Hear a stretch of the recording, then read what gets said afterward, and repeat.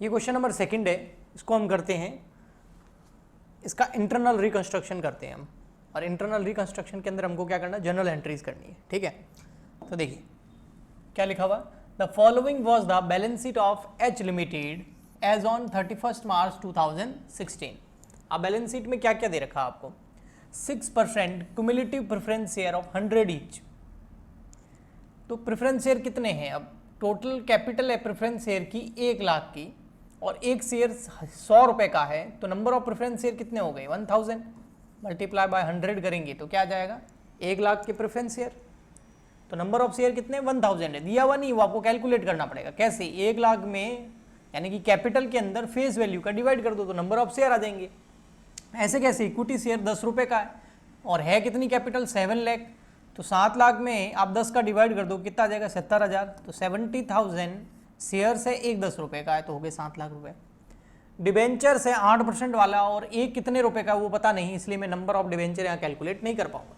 Current liability दे रखी है 39 लाख की, प्रोविजन फॉर टैक्सेशन आपको 3 लाख का दे रखा है, ओके जी। फिर आपको यहाँ फिक्स एसेट्स दे रखी है 15 लाख की, करंट एसेट्स दे रखी है 35 लाख की, पीएनएल दे रखा है 3 लाख का, दोनों साइड की टोटल दे रखी है 53 लाख की। नीचे आपको the following scheme of recognisation following scheme of reorganisation is sectioned, यानी कि इंटरनल रिकंस्ट्रक्शन को सहमति दे दी गई है, ओके, रीस्ट्रक्चरिंग की, रिकंस्ट्रक्शन की, ठीक है।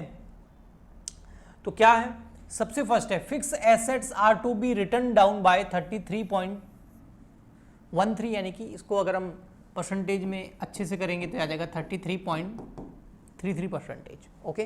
तो फिक्स एसेट्स को क्या करना है, रिटर्न डाउन करना, मतलब कम करना है। तो हम साथ साथ में एंट्रीज करते जाएंगे, क्योंकि एंड में देखो आप पूछा ये पास नेसेसरी जनरल एंट्रीज, यानी कि रिकंस्ट्रक्शन की जनरल एंट्रीज हमको करनी है। तो मैं जनरल का फॉर्मेट बना देता हूँ और हम करते हैं। देखो बहुत ही सिंपल है ना, इसको आराम से थोड़ा सा शांति से बैठ के अगर इसको एक ही क्वेश्चन को देख लिया जाए ना तो ये पूरा चैप्टर कवर हो जाता है ना।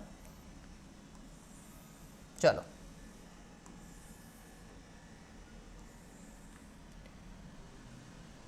तो यहां आ जाएगा हमारा जर्नल, डेट, पर्टिकुलर, इसके ऊपर लिख सकते हो इन द बुक्स ऑफ, जो भी कंपनी का नाम है, LF, डेबिट, क्रेडिट। हाँ जी, सबसे फर्स्ट एंट्री फिक्स एसेट्स क्या करनी है, कम करनी है। अब आपको पता है ना भाई, फिक्स एसेट्स अगर हमको कम करनी हो, फिक्स एसेट्स को क्या करना हो, कम करना हो, तो एसेट अगर इंक्रीज होती है तो डेबिट, अगर डिक्रीज होगी तो क्या करेंगे, क्रेडिट। तो फिक्स एसेट्स कर देंगे हम क्रेडिट, और एसेट्स अगर कम होगी तो हमको क्या होगा, नुकसान होगा, उसको कहाँ ट्रांसफर कर देंगे, कैपिटल रिडक्शन के अंदर, अकाउंट डेबिट। अब कितनी कम करनी है, 33.33% कम करनी है। अब फिक्स एसेट्स है कितनी, फिक्स एसेट्स दे रखी है 15 लाख रुपए की, तो 15 लाख का 33.33% कर लो। तो हम कर लेंगे, ये कैलकुलेशन मैं आपको समझाने के लिए कर रहा हूं, बाकी इसको आप रफ में करना, यहां मत करना एग्जाम के अंदर। तो 15 लाख का 33.33% करेंगे तो लगभग ये 5 लाख रुपए आएगा। इसको राउंड ऑफ करेंगे तो कितने हो जाएंगे, 5 लाख, 4,99,999 आ रहा है, लेकिन अगर इसको हम राउंड ऑफ करेंगे तो कितना आ जाएगा, 5 लाख आ जाएगा। हाँ, इसको करने का तरीका क्या है, 15 लाख लिखो, कैलकुलेटर अलाउ है आपको, और उसमें क्या करो, फिर मल्टीप्लाई कर दो 33 पॉइंट, फिर पूरा 3, फिर निकालो आप परसेंटेज का बटन। तो ये देखो 4,99,999। अब इसमें अगर 1 प्लस कर देंगे तो ये राउंड ऑफ हो गया 5 लाख, ओके। 0.01 भी प्लस करेंगे तो भी 5 लाख हो जाएगा, ओके। वैसे भी वो 33 तो मैंने लिखा है, बाकी होता 33.33, 1/3 करो ना, देखो कितने 3 आते हैं, ये देखो एक्चुअल में तो ये आ रहे हैं ना इतने सारे 3, हाँ ठीक है। और सेकंड एंट्री देखते हैं, ये तो हो गई भाई, इससे हमको तो लॉस हो रहा है। नेक्स्ट है current asset are to be revalued at 27 lakh. भाई करंट एसेट्स जो है, हाँ आज के दिन उसकी वैल्यू कितनी हो गई, 27 लाख हो गई है। आज कम नहीं करना है 27 से, आज के दिन वैल्यू हो गई है 27 लाख। तो अगर आज वैल्यू 27 लाख हो गई है तो पहले कितनी थी सर, पहले थी 35 लाख। तो करंट एसेट्स क्या हो गई, डिक्रीज हो गई, कितने से तो 35 लाख माइनस 20 लाख 27 लाख 8 लाख से, तो 8 लाख रुपए से करंट एसेट्स भी डिक्रीज हो रही है, और एसेट डिक्रीज होती है तो क्रेडिट करते हैं कितने से, 8 लाख से। अच्छा, तो कैपिटल रिडक्शन कितना हो जाएगा, 5 लाख नुकसान हुआ फिक्स एसेट्स में, 8 लाख का लॉस हुआ हमको करंट एसेट्स में, तो 8 और 5 कितने हो गए, 13 लाख कैपिटल रिडक्शन। सर अगर अलग एंट्री करें तो कर सकते हैं बेटा, कोई प्रॉब्लम नहीं है, लेकिन मुझे यार दोनों ही लॉस दिख रहे थे, दोनों ही एसेट्स थी, तो मैंने साथ में ही डाल दी। ओके, नेक्स्ट थर्ड पॉइंट, ये 2 हो गए। यस, प्रेफरेंस शेयर, अब लायबिलिटी के बारे में बोल रहा है, तो मैं इसको यहां पर जो है नरेशन लिख के फर्स्ट एंट्री को क्या कर देता हूं, क्लोज कर देता हूं। Value of assets decreased, assets की वैल्यू क्या हो गई, डिक्रीज हो गई, ये लिख के मैं इसको कर देता हूं बंद। और नेक्स्ट एंट्री हमारे वो प्रेफरेंस शेयर के बारे में कुछ बोल रहा है, क्या बोल रहा है, पढ़ते हैं। Preference share holder to decide to forgo मतलब भूल जाएंगे, माफ कर देंगे, their right to arrear of dividend. भाई देखो, प्रेफरेंस के ऊपर जो डिविडेंड देते हैं ना, हाँ, वो प्रेफरेंस शेयर होल्डर बोल रहे हैं कि भैया हम तुम्हारा सहयोग कर रहे हैं, कंपनी की हालत खराब है तो माफ करते हैं। अब प्रेफरेंस शेयर होल्डर के ऊपर डिविडेंड कितना होता है, 6%। 1 लाख का 6% कितना होता है, 6,000 रुपए, तो 6,000 रुपए जो है वो माफ कर देंगे। लेकिन कितने साल का डिविडेंड जो है, अरियर है, ये देखो अरियर मतलब बकाया है, तो यहाँ लिखा हुआ है आर फॉर 3 ईयर, 3 साल का प्रेफरेंस शेयर डिविडेंड हमने पे नहीं किया है, और प्रेफरेंस शेयर होल्डर बोल रहे हैं कि हम माफ कर रहे हैं तुमको। तो एक तरीके से देखा जाए तो एक लायबिलिटी खत्म हो गई, तो हमारे लिए प्रॉफिट हो गया। तो हम लिखने वाले क्या है कि भैया arrear dividend of preference share account को कर देंगे डेबिट, क्योंकि लायबिलिटी खत्म, लायबिलिटी खत्म करने के लिए डेबिट करो, और कैपिटल रिडक्शन क्रेडिट हो जाएगा क्योंकि बेनिफिट है, फायदा है, लायबिलिटी खत्म हो गई। लेकिन ये लायबिलिटी, पहली बात तो ये है कि बैलेंस शीट में होनी भी तो चाहिए भैया। अगर प्रेफरेंस शेयर का आपने पेमेंट नहीं किया है तो आपको उसको बैलेंस शीट में दिखाना भी तो पड़ेगा, हाँ, लायबिलिटी साइड में। यस, तो लायबिलिटी जब जनरेट ही नहीं हुई है तो हम लायबिलिटी को खत्म कैसे कर सकते हैं, इसका मतलब इसकी एंट्री नहीं होगी। क्यों नहीं होगी, बैलेंस शीट की लायबिलिटी साइड में देखो, आप कहीं दे रखा है क्या आपको लायबिलिटी जनरेट की हुई, नहीं, तो लायबिलिटी जब जनरेट ही नहीं करी तो उसको खत्म कैसे करेंगे। ओके, तो ये मामला हो गया खत्म, इसलिए इसकी मैं कोई एंट्री नहीं कर रहा हूं। नेक्स्ट, अगर यहां लिखा होता ना preference share, arrear preference share dividend या आउटस्टैंडिंग प्रेफरेंस शेयर डिविडेंड, तो कर देते हैं, ठीक। The taxation liability of the company is settled at 4 lakh and the same was paid in immediately. देखो, टैक्स पे करना है, हाँ, और 4 लाख रुपए का टैक्स पे करना है, फिक्स हो गया। अच्छा, प्रोविजन बना रखा है हमने टैक्सेशन के लिए कितना, 3 लाख रुपए का, पे कितने करने हैं टैक्स के लिए, 4 लाख रुपए। हाँ, तो सबसे पहले तो 1 लाख रुपए और चाहिए हमको, क्योंकि टोटल 4 लाख रुपीज हमें पे करने हैं टैक्स के, 3 लाख रुपीज का हमने प्रोविजन बना रखा है, पहले से पड़े हैं, तो 1 लाख का प्रोविजन और बनाना पड़ेगा पहले तो, ठीक है। तो प्रोविजन और बनाते हैं, प्रोविजन बनाएंगे तो एक तरीके का हमारे के लिए क्या हो जाएगा, लॉस, और लायबिलिटी बढ़ जाएगी। ये प्रोविजन जो होता है लायबिलिटी साइड में दिखाना होता है, लायबिलिटी यानी कि प्रोविजन इंक्रीज हो रहा है, पहले 3 का था, अब 4 का करना है, तो प्रोविजन फॉर टैक्सेशन अकाउंट जो है वो क्रेडिट हो जाएगा, कितने से, 4 चाहिए, 3 से बना हुआ है, तो 1 लाख से और प्रोविजन बना देंगे, और ये एक तरह का लॉस है, खर्चा है, तो कैपिटल रिडक्शन अकाउंट में ट्रांसफर कर देंगे डेबिट करके, कितना, 1 lakh provision created for taxation, ऐसा आप लिख देना इधर। ओके सर, अब क्या, अब वो बोल रहे हैं सर इस प्रोविजन का, इस लायबिलिटी को खत्म करके इसका पेमेंट कर दो, इस टैक्स का पेमेंट करना है। देखो लायबिलिटी है कितने की, सर लायबिलिटी यहाँ पर प्रोविजन फॉर टैक्सेशन पहले 3 लाख की दिखा रखी है, अभी 1 लाख की लायबिलिटी मैंने और ऐड कर दी, तो अब ये लायबिलिटी बढ़ के कितने की हो गई, 4 लाख की। तो प्रोविजन फॉर टैक्सेशन हमारे पास कितने का पड़ा है, 4 लाख का, और इनकम टैक्स पे भी कितना करना है, 4। तो आइए इस लायबिलिटी को पूरा खत्म करते हैं। Provision for taxation 3 lakh balance sheet में दिखा रखा है, 1 लाख मैंने यहाँ क्रेडिट कर दिया, तो टोटल क्रेडिट हो गया 4 लाख, क्योंकि लायबिलिटी क्रेडिट ही होती है, तो उसको डेबिट कर देंगे हम कितना, 4 लाख से। और क्या सीधा पेमेंट कर देंगे टू बैंक, नहीं, पहले इसको ट्रांसफर करना पड़ेगा इनकम टैक्स पेएबल नाम की एक नई लायबिलिटी में, डायरेक्ट पेमेंट नहीं कर सकते आप इनकम टैक्स पेएबल में। ऐसा जब भी प्रोविजन होता है टैक्स का तो ऐसा करना ही पड़ता है, ये कोई न्यू कॉन्सेप्ट नहीं है, ओके ठीक। तो यहाँ हम कह देंगे क्या कर देंगे, प्रोविजन नरेशन में लिख देंगे for taxation transfer to income tax payable account, income tax payable account. ठीक है जी, हाँ ठीक है। नेक्स्ट एंट्री क्या करते हैं भैया, इनकम टैक्स पे ही कर देते हैं। तो जो नई लायबिलिटी हमने जनरेट करी है इनकम टैक्स पेबल, हाँ उसको कर दो डेबिट।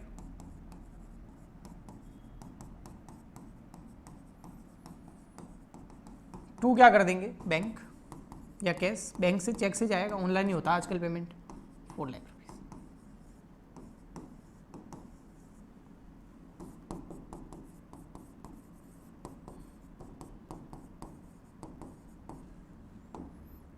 नेक्स्ट पॉइंट पढ़ते हैं, लेकिन उससे पहले मैं यहाँ लाइन्स ड्रॉ कर देता हूँ, ठीक है। ओके है ना, ओके है, बिल्कुल इजी है, समझ में भी आ रहा होगा। हाँ प्रैक्टिस तो करनी पड़ेगी। Next point number 5, point number 5 में क्या कह रहा है, वन ऑफ द क्रेडिटर, एक कंपनी का कोई क्रेडिटर है, ठीक है, to whom company own 25 lakh rupees, वो कंपनी से कितने मांगता है, 25 लाख रुपए मांगता है भैया। एक क्रेडिटर है, वो क्रेडिटर कहाँ शामिल होगा सर, इस करंट लायबिलिटी में शामिल है। देखो करंट लायबिलिटी कितनी है टोटल, 39 लाख की, उसमें ही कोई एक क्रेडिटर भी है। करंट लायबिलिटी में क्रेडिटर भी होता है, अदर लायबिलिटी भी होती है करंट वाली सारी, लेकिन उसमें एक क्रेडिटर है, और वो क्रेडिटर जो है हमसे कितने रुपए मांगता है सर, वो क्रेडिटर हमसे मांगता है 25 लाख रुपीज, 25 लाख रुपए मांगता है। अच्छा चलो मैं आपको इसको इस तरीके से समझाता हूँ। ये हमारा क्रेडिटर जो कि करंट लायबिलिटी में शामिल ही है, तो मैं उसको करंट लायबिलिटी लिखूंगा, क्योंकि क्रेडिटर नाम से कुछ बैलेंस शीट में है नहीं, है ना, है कौन, ये क्रेडिटर है। इससे हम मांगते हैं, ये हमसे मांगता है सॉरी 25 लाख रुपए। ओके अब ये क्या कह रहा है, ये कह रहा है सॉरी, ये कह रहा है हमको डिसाइड टू फोरगो, माफ कर देगा, छोड़ देगा कितना, 50% ऑफ हिज क्लेम। वाह मजा आ गया। वो क्रेडिटर बोल रहा है कि चलो भैया एक काम करते हैं, कि ये काम करते हैं कि तुमको माफ करते हैं 25 लाख रुपए। राजी हो गया वो, बड़ा दयावान है, 50% फोरगो कर दिया। अब 25 लाख का 50% कितना होता है, 12,50,000, आधा ही तो करना है, तो ये तो फायदा हो गया। कहाँ ट्रांसफर कर देंगे, कैपिटल रिडक्शन में। यस, तो मैं क्या करूंगा, यहां लिखूंगा एंट्री नंबर 5 के अंदर करंट लायबिलिटी डेबिट कर दूंगा, करंट लायबिलिटी अकाउंट डेबिट कितने से, 12,50 से, और इसको कहाँ ट्रांसफर कर दूंगा, कैपिटल रिडक्शन में। बेनिफिट हो गया ना, आधा पैसा छोड़ दिया भैया, कितना, 12,50। यस अब देखते हैं और आगे भी कुछ कह रहा है। अच्छा बाकी के जो पैसे बचे हुए हैं, बाकी के 50% माफ कर दिया, हाँ बाकी बैलेंस जो बच गया 50%, वो भी कितना है, 12,50। उसका क्या करेगा, उसको पेमेंट करना है हमको। अगर उसको पेमेंट करना है तो ठीक है, कुछ नहीं करना हमको, यही एंट्री होगी बस। लेकिन आगे कुछ बोल रहा है, इस बैलेंस के लिए 50% of the claim he is allotted 1 lakh equity share of 5 each for in part of satisfaction of the balance of his claim। भाई बैलेंस जो है उसके लिए क्या कर रहा है, यानी कि ये जो 12,50,000 रुपए है, हाँ इसके लिए वो राजी हो गया। क्या राजी हो गया, वो बोल रहा है भैया ऐसा करो 50% तो मैं छोड़ ही रहा हूँ, बाकी का जो 50% है उसके लिए मुझे 1 लाख इक्विटी शेयर दे दो और 5 रुपए का एक शेयर। 1 लाख इक्विटी शेयर देंगे और 5 रुपए का एक शेयर है, 5 रुपीज़ का पर शेयर है ईच, तो हम उसको कितने रुपए के शेयर दे देंगे, 5 लाख रुपीज़ की शेयर दे देंगे। तो 12,50 के बदले में केवल 5 लाख रुपए दे रहे हैं, तो यहाँ पर भी तो बेनिफिट हो रहा है। बड़ा शानदार क्रेडिटर है ये, तो इसने तो कंपनी को बहुत फायदा पहुंचा दिया, तो इसको तो दो भैया। तो इसको एक तो इक्विटी शेयर दे दो, इक्विटी शेयर कितना, इसको दे दो इक्विटी शेयर भैया 5 लाख रुपीज़ का। तो इसका मतलब टोटल जो करंट लायबिलिटी कम हो गई है वो कितनी होगी, कम 12,50 प्लस ये 5 लाख 17,50, तो 17,50 की करंट लायबिलिटी कम हो गई। 12,50 उसने छोड़ दिए और 5 लाख रुपए की वैल्यू के लिए हमने क्या कर दिया, उसको शेयर इशू कर दिया। ओके ठीक, तो यहां हम नरेशन लिखेंगे, claim of creditor settled, claim of creditor settled, ये हो गई एक और एंट्री। आगे चलते हैं सर, यस बिल्कुल चलना ही है। नेक्स्ट एंट्री नंबर आती है हमारी 6, the rate of interest of debenture is increase to 9%। सबसे पहले देखो पुराने जो डिबेंचर है उसकी इंटरेस्ट रेट क्या है। पुराने जो डिबेंचर है वो 8% इंटरेस्ट रेट के हैं और 3 लाख रुपए के हैं। तो भैया हमारे पास जो पुराने डिबेंचर पड़े हैं वो 8% वाले डिबेंचर है, कितने के हैं, वो है 3 लाख रुपीज के, और अभी इसके बदले में हम कितने देंगे, 9% डिबेंचर। लेकिन जरा रुको, जरा समझो, जरा सुनो आगे क्या कह रहा है। The debenture holder surrender their debenture at 100 rupees each. Debenture holder जो है, हाँ, वो जिनके पास में 100 रुपए का एक डिबेंचर है, यानी कि ये जो डिबेंचर है 3 लाख रुपए के, हाँ, एक डिबेंचर कितने रुपए का है, 100 रुपए का। तो नंबर ऑफ डिबेंचर कितने हो जाएंगे, 2 जीरो कट गए सर। नंबर ऑफ डिबेंचर हो गए 3000 डिबेंचर्स, कितने परसेंट वाले, 8% वाले। तो पुराने जो डिबेंचर है वो 3000 डिबेंचर है, ये कितने रुपए का है, 100 रुपए का, तो टोटल कितना हो गया, 3 लाख। अब क्या कर रहा है, इसको एक्सचेंज करने के लिए same for fresh debenture of 75 each rupees issue. अब इसके बदले में जो 9% डिबेंचर हम दे रहे हैं, हाँ, वो कितने दे रहे हैं, तो सेम मतलब उतने ही, पहले जितने हैं, पहले कितने हैं 3000, हाँ, तो उतने ही दे रहे हैं, 3000 नंबर ऑफ डिबेंचर दे रहे हैं। लेकिन इस बार जो डिबेंचर दे रहे हैं वो कितने रुपए का है, 75 रुपीज का है। तो कैपिटल कितनी हो गई, तो 3000 मल्टीप्लाई बाय 75, 2,25,000। तो इसका मतलब 3 लाख के बदले में 2,25 पे सेटल कर दिया, तो 75,000 रुपीज का क्या हो गया, बेनिफिट हो गया।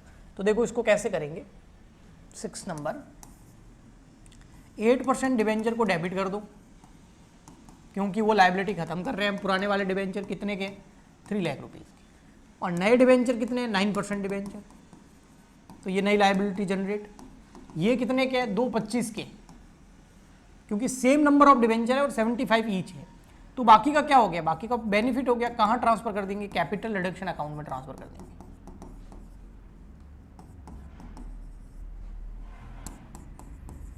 क्रेडिटर्स, सॉरी, डिबेंचर्स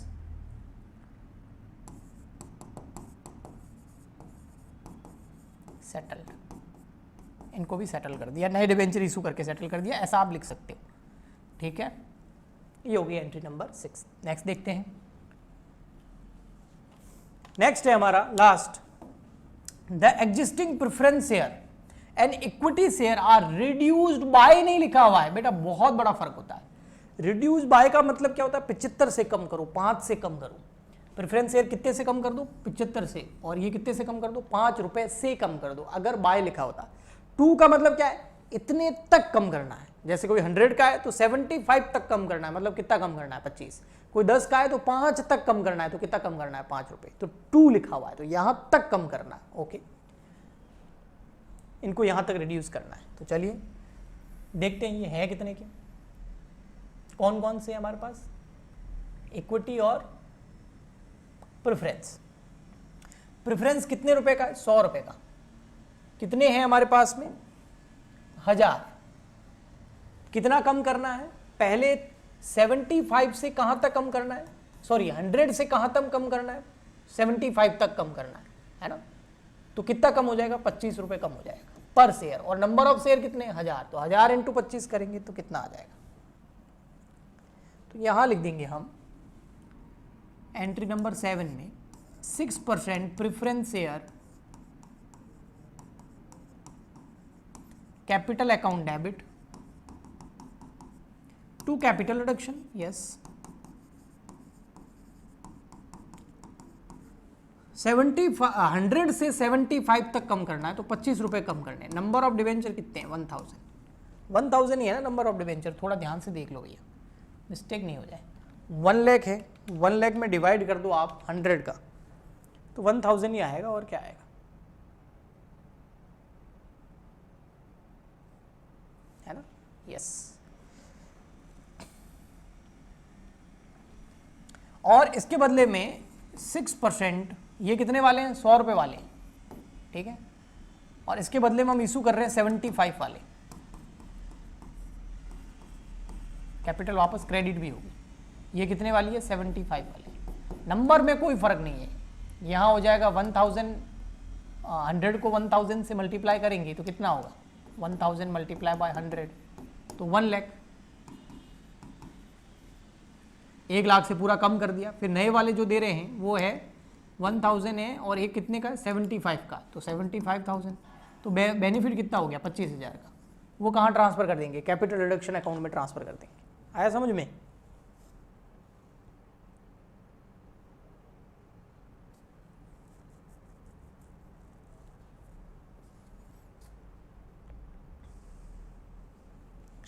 नरेशन में लिख देंगे हम, कन्वर्जन ऑफ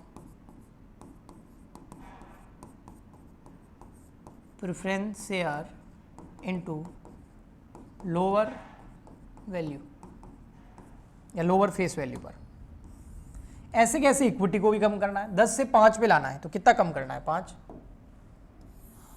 लेकिन एक बार तो हम पूरा कम कर देंगे, एक बार तो हम पूरा कम कर देंगे। तो देखो जी, एंट्री नंबर 8 क्या हो जाएगी, इक्विटी शेयर कैपिटल एक बार डेबिट कर दो, इक्विटी शेयर कैपिटल कितने से, पूरा 10 रुपीज से।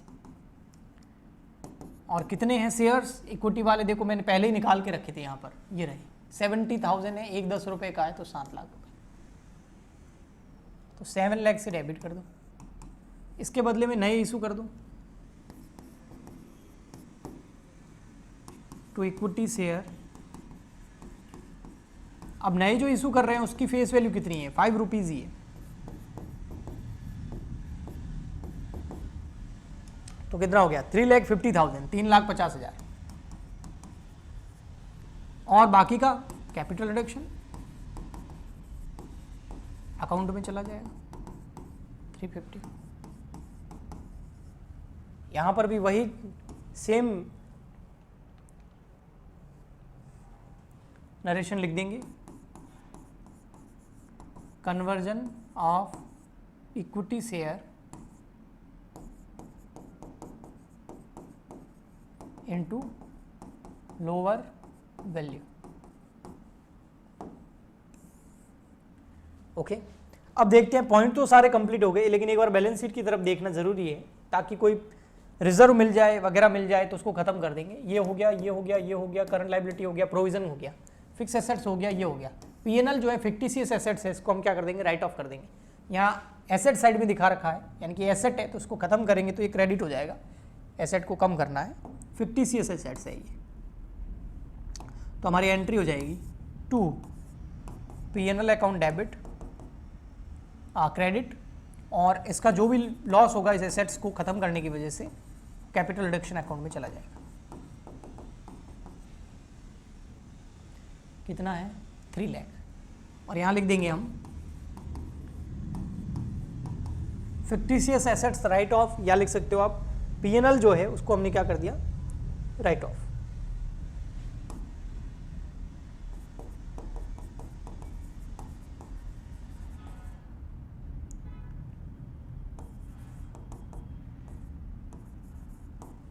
ये हो गई आपकी सारी की सारी एंट्रीज।